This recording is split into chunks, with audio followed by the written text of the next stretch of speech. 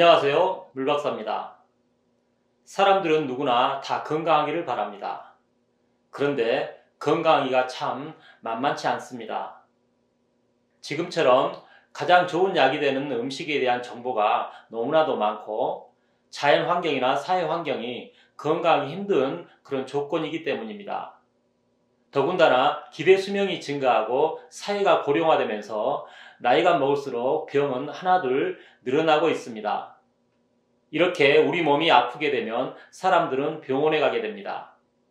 우리가 흔히 가는 병원들은 뇌과, 이비인후과, 피부과일 것입니다.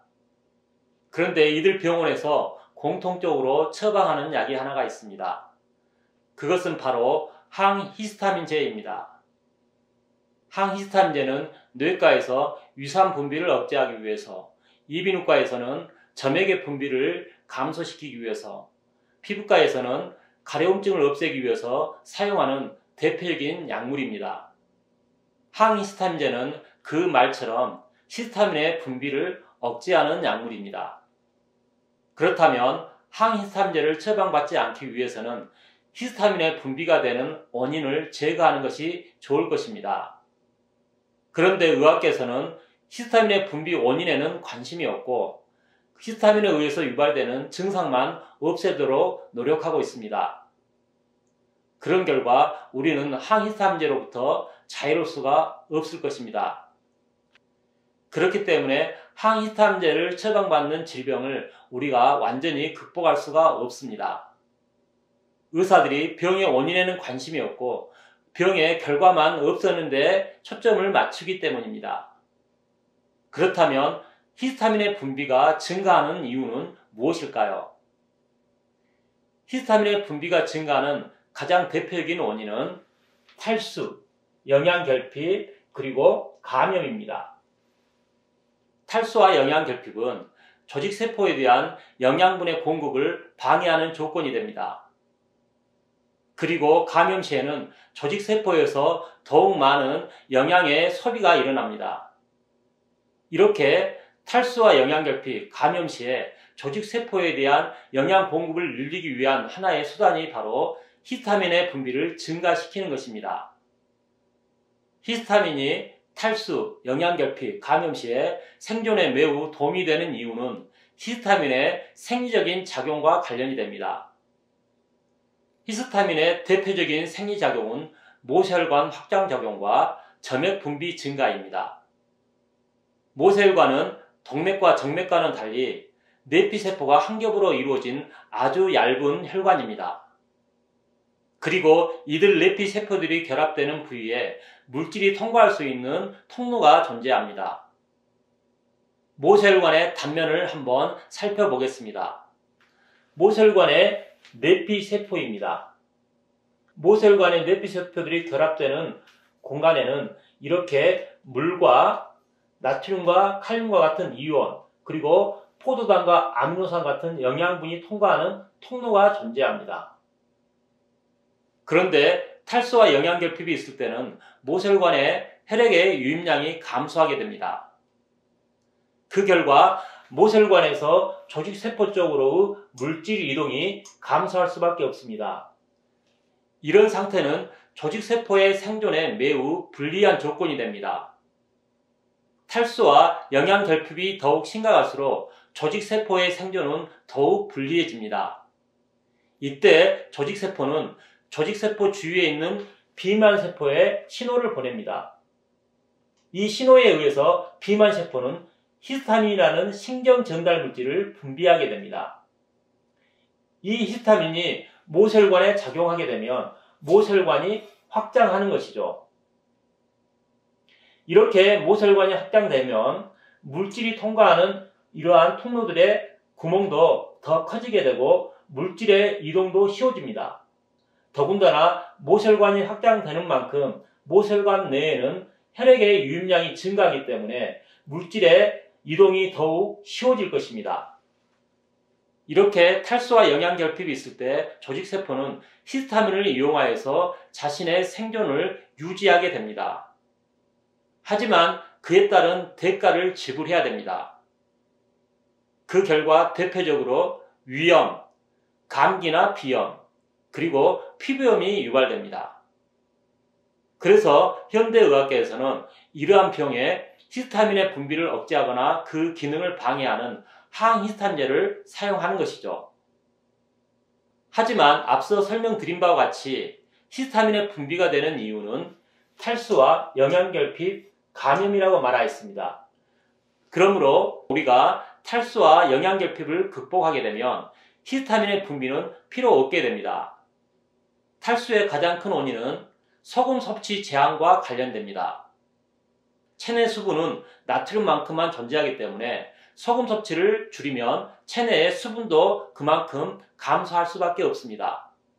그래서 세상에서 가장 좋은 항히스타민제는 소금이 됩니다. 실제로 물박사의 주장을 따르는 사람이나 물박사와 상담하는 많은 사람들이 위염이나 호흡기 질환, 그리고 피부염을 쉽게 극복하는 경우를 봅니다. 그것이 바로 소금의 효과인 것이죠. 인체에서 많이 필요한 영양소는 3대 영양소입니다. 3대 영양소의 주요 공급원은 곡물과 지방이 풍부한 육류입니다. 그런데 건강에 관심 있는 많은 사람들이 곡물과 육류를 지나치게 제한하고 있습니다. 특히 히스타민의 분비 때문에 병이 만성화되는 아토피와 같은 피부병에는 더욱 그러합니다. 그래서 아토피에 걸린 아이들은 영양결핍이 더욱 심해지는 악순환에 빠집니다. 이에 따라 히스타민의 분비도 더욱 증가할 수밖에 없는 구조로 바뀌는 것이죠. 아무리 음식 관리를 잘해도 아토피를 쉽게 고칠 수 없는 가장 큰 이유입니다. 그래서 체내 나트륨이 풍부해지고 그에 따라 탈수가 교정이 되면 3대 영양소가 풍부한 곡물과 육류는 아토피를 해결할 수 있는 좋은 식재료가 됩니다.